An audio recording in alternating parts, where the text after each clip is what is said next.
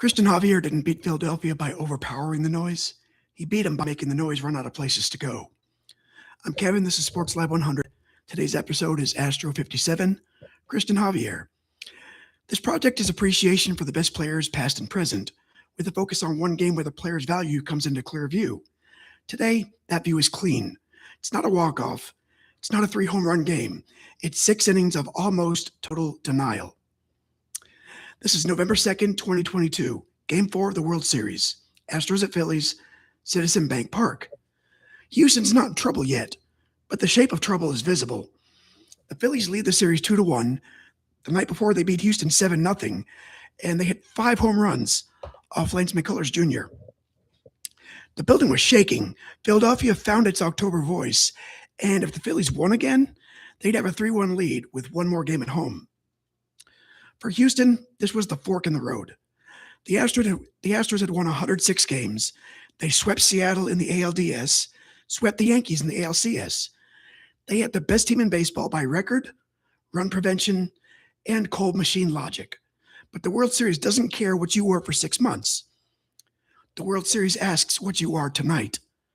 Cristian Javier was the answer.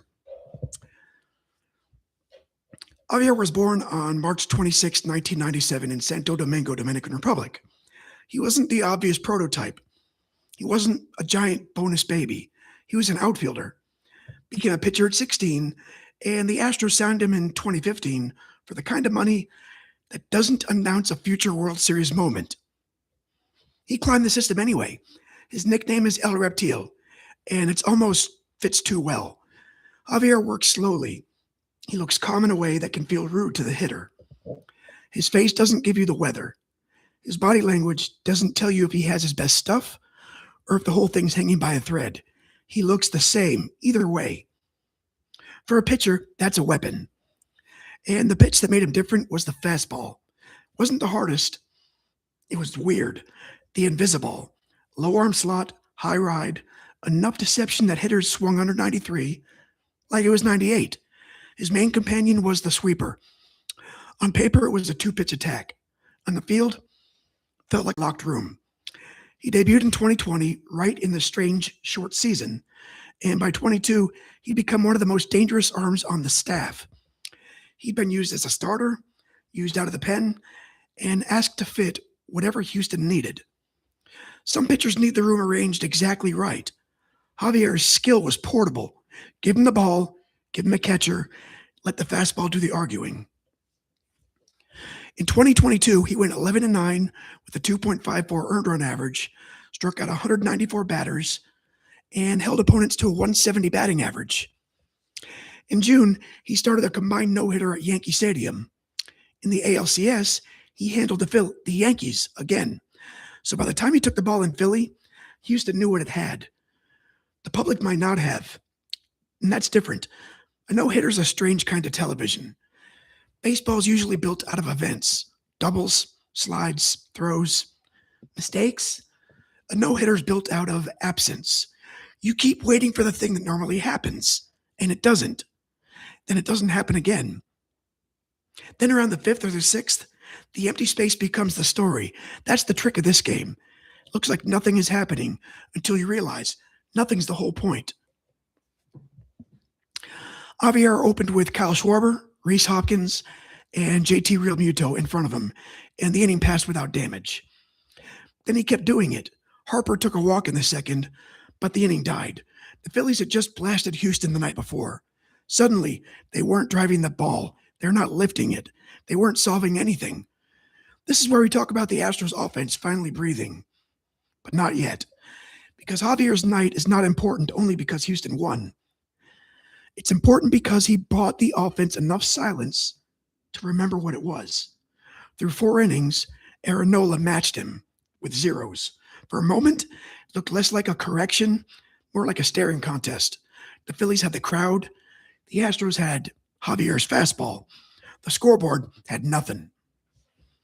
In the 5th, Houston finally broke the game open. Chas McCormick singled. Jose Altuve singled, and Jeremy Pena singled. Bases were loaded, nobody out, and Rob Thompson went to Jose Alvarado to face Yordan Alvarez. Alvarado hit Alvarez instead of the other way around for once. 1-0. Alex Bregman followed with the swing that changed the inning from tense to tilted. He doubled into the right field corner, scoring Altuve and Pena. 3-0. Kyle Tucker added a sac fly, and Yuli Gurriel singled home another run. 5-0 Astros.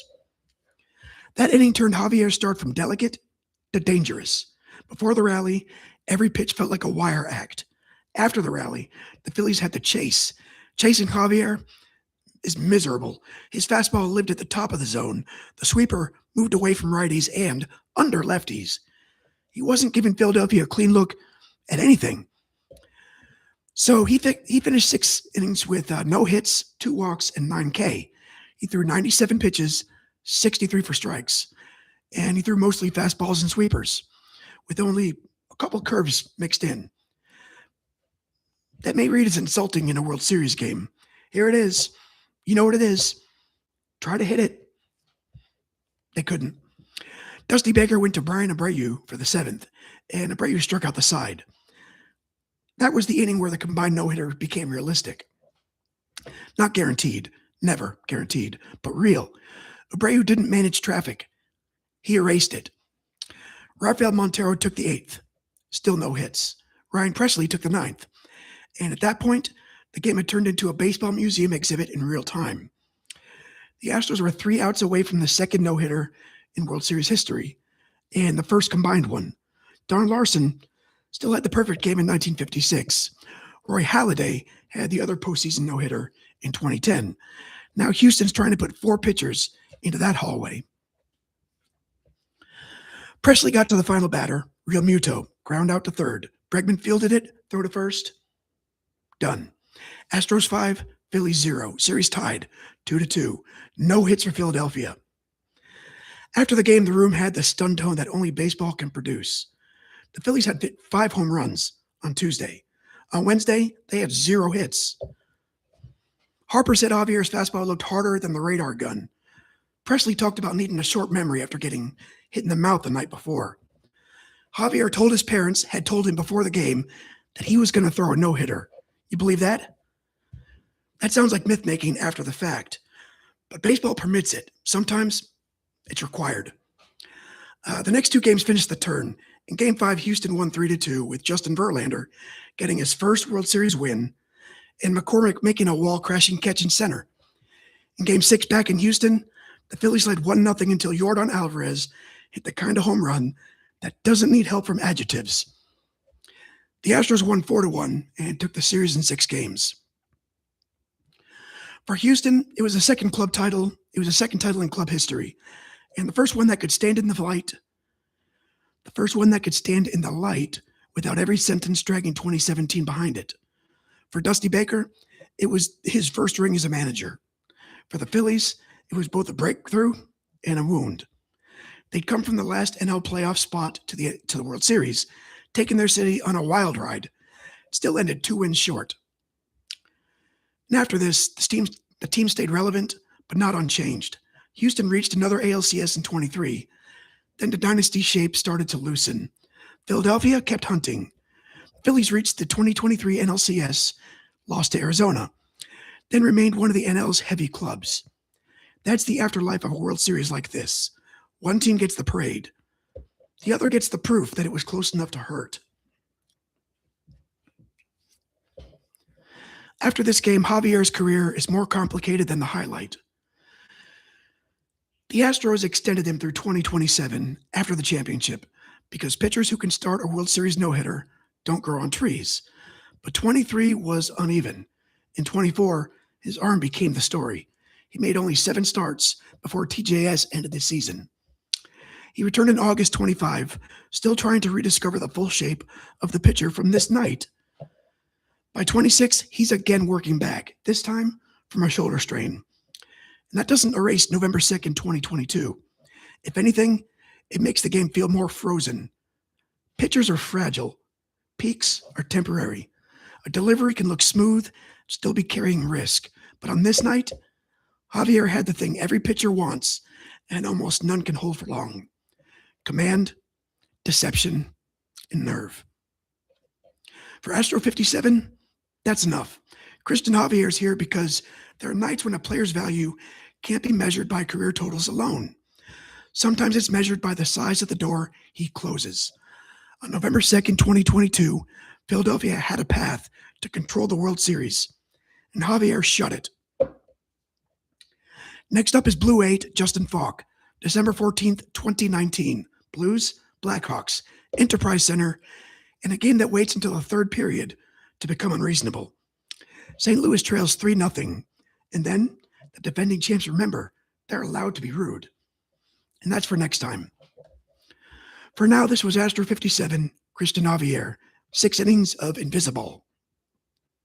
The front end of a World Series no-hitter, and the night Houston took the noise away. I'm Kevin. This is Sports Lab 100. Stay kind, keep moving, and thanks for hanging out with me. I'll see you next time.